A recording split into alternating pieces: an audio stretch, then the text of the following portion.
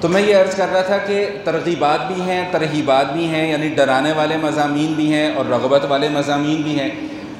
مختلف جرائم اور جرائم پر سزائیں بھی اللہ پاک نے بیان فرمائی ہیں کہ یہ عمل کرو گے تو یہ گناہ ہے اور اس کی یہ سزا ہے۔ یہ طلاق اور نکاح کا ایسا معاملہ ہے اور اتنا نازک اور حساس معاملہ ہے کہ اللہ جل شانہ نے یہاں پر رویہ بھی اتنا ہی سخت اختیار فرمایا۔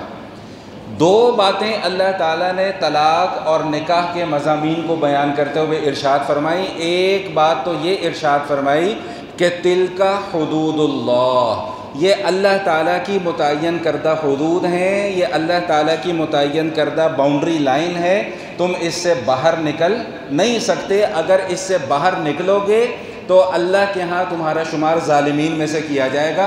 وَمَن يَتَعَدَّ حُدُودَ اللَّهِ فَقَدْ ظَلَمَ نَفْسَهُ، جو اللہ تعالیٰ کی حدود کو توڑنے کی کوشش کرے گا، باہر نکلنے کی کوشش کرے گا، اللہ فرما رہے ہیں کہ فَقَدْ ظَلَمَ نَفْسَهُ، وہ اپنی جان پر ظلم کرنے والا ہوگا۔ یہ کہاں بیان کی جا رہی ہے آیت؟ جہاں پر اللہ تعالیٰ نے طلاق کے احکام کو بیان فرمایا۔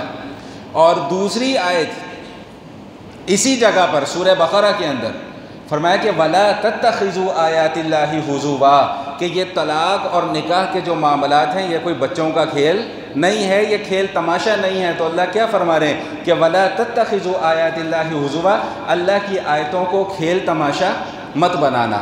معلوم یہ ہوا کہ یہ جتنے اہم مضامین ہیں اتنے ہی نازک ہیں کہ انسان کی ایک چھوٹی سی غلطی اس کو حلال یا حرام کے معاملے تک پہ لے جا کر کھڑا کر دیتی ہے۔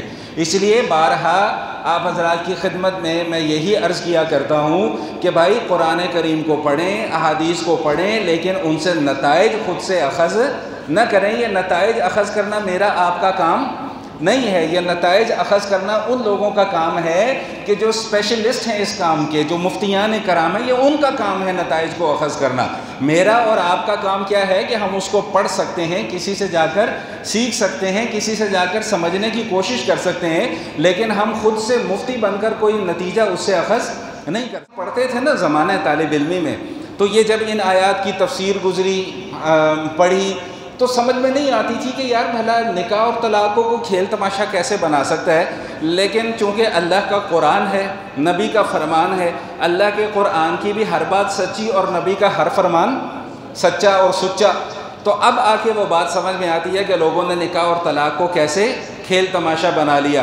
رہی صحیح کسر جو ہے وہ ہمارے ڈراموں نے، ہماری فلموں نے جو ہے وہ پوری کر دی۔ میں تو ٹی وی ڈرامے وغیرہ دیکھتا نہیں، لیکن چونکہ سوشل میڈیا استعمال کرتا ہوں تو وہ کوئی نہ کوئی چیز سامنے آئی جاتی ہے۔ ابھی پرسوں ترسوں ایک ڈرامے کا سین میری نظر سے گزرا کہ جس میں وہ دکھایا گیا ہے کہ ایک خاتون ہے، سارے لوگ بیٹھے ہوئے ہیں، اس میں تو وہ بیٹھی ہوئی ہیں، نقاب اوڑھ کے بیٹھی ہوئی ہیں، تو اچانک ان کا دیور جو ہے وہ کمرے میں آ گیا، تو وہ عورت چلا رہی ہے خبردار خبردار رک جاؤ رک جاؤ رک جاؤ، تمہیں پتہ نہیں تمہاری بھابھی عدت میں بیٹھی ہوئی ہے۔ بھائی عدت میں بیٹھنے کا یہ کیا مطلب ہوتا ہے؟ ابھی انشاءاللہ میں آ رہا ہوں اس مسئلے کی طرف پہ کہ عدت کیا ہے اور کیا عدت میں بیٹھنے کا کیا معنی ہے، لیکن میرا بات کرنے کا مقصد یہ ہے کہ ان مسائل کو چھیڑ کر آپ ثابت کیا کرنا چاہ رہے ہیں؟ ڈراموں کے اندر ان مسائل کو زیر بحث لا کر آپ کیا ثابت کرنا چاہ رہے ہیں، کیا دکھانا چاہ رہے ہیں، لوگوں کو کیا بتانا چاہ رہے ہیں؟ پھر اگلا سین آیا کہ جی وہ خاتون جو ہے نا جی وہ دفتر جانے لگتی ہیں، تو وہ اب ایک خاتون صاحبہ دوسری وہ خود ہی مفتیہ بن رہی ہیں، ایک آدمی آتا ہے وہ روکتا ہے کہ تم تو عدت میں بیٹھی ہوئی ہو، دفتر کیوں جا رہی ہو؟ تو وہ خود ہی سے مفتی صاحبہ جو ہیں وہ ڈرامے کی مفتیہ وہ فتویٰ دے رہی ہیں کہ جی وہ کام کاج کرنے کے لیے عورت جو ہے وہ دن میں گھر سے باہر جا مطلب مقصد کہنے کا یہ ہے کہ بھئی ڈرامے کو ڈرامہ رکھو نا، ڈرامے کو دارالفتاح تو نہ بناؤ۔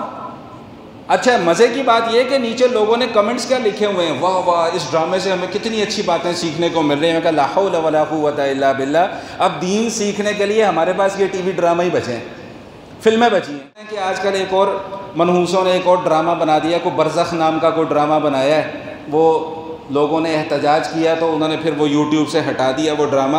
اداکار سارے کے سارے پاکستانی ہیں، مسلمان، جن کی طرف اگر آپ انگلی اٹھائیں گے تو وہ کہیں گے یہ مولوی تو بس فتوے لگاتے رہتے ہیں، ہم پکے ہو سکتے مسلمان ہیں، ہم نمازیں پڑھتے ہیں، ہم کلمہ پڑھتے ہیں، لیکن حرکتیں ساری کی ساری کافروں والی۔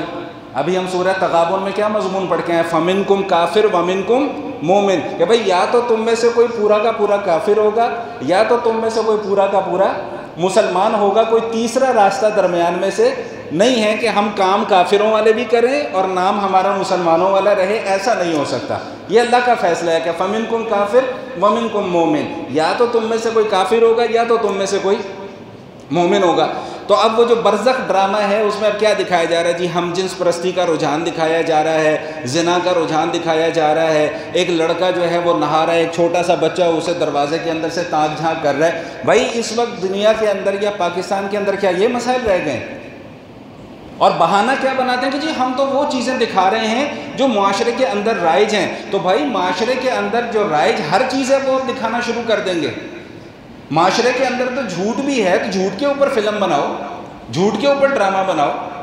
معاشرے کے اندر تو لوگ جھوٹی گواہیاں بھی دیتے ہیں، اس کے اوپر فلم بناؤ، اس کے اوپر ڈرامہ بناؤ۔ معاشرے کے اندر تو اور بہت ساری دو نمبریاں ہو رہی ہیں، تاجر دو نمبریاں کر رہے ہیں، دکاندار دو نمبریاں کر رہا ہے، دفتر میں بیٹھا ہوا بندہ دو نمبری کر رہا ہے، تنخواہ وہ پوری کی پوری لے رہا ہے، کام وہ 8 گھنٹے کے بجائے 5 گھنٹے کر رہا ہے۔ اس موضوع کے اوپر کوئی ڈرامہ بنا لو، اس موضوع کے اوپر کوئی فلم بنا لو، لیکن تم جان بوجھ کے ان موضوعات کا انتخاب کرتے ہو کہ جس سے بلا وجہ ذہن کے اندر ایک انتشار اور ایک ہیجان کی کیفیت پیدا ہوگی۔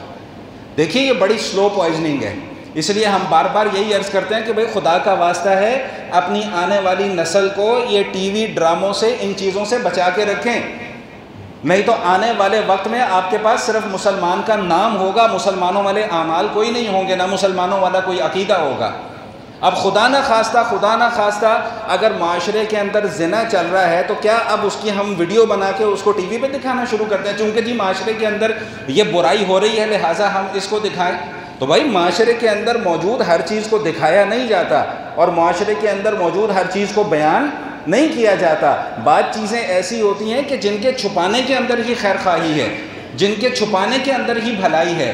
اگر آپ اس طرح ہر چیز کو لائیو دکھانا شروع کر دیں گے اور ٹی وی پر دکھانا شروع کر دیں گے تو جو نوجوان نسل ہے ان کے اندر تو بلا وجہ تجسس پیدا ہوگا کہ یہ دکھانا کیا چاہ رہے ہیں، چلو اب اس کی کھوج کرتے ہیں، اور وہ کھوج کرتے کرتے وہ کہاں سے کہاں پہنچ جائیں گے۔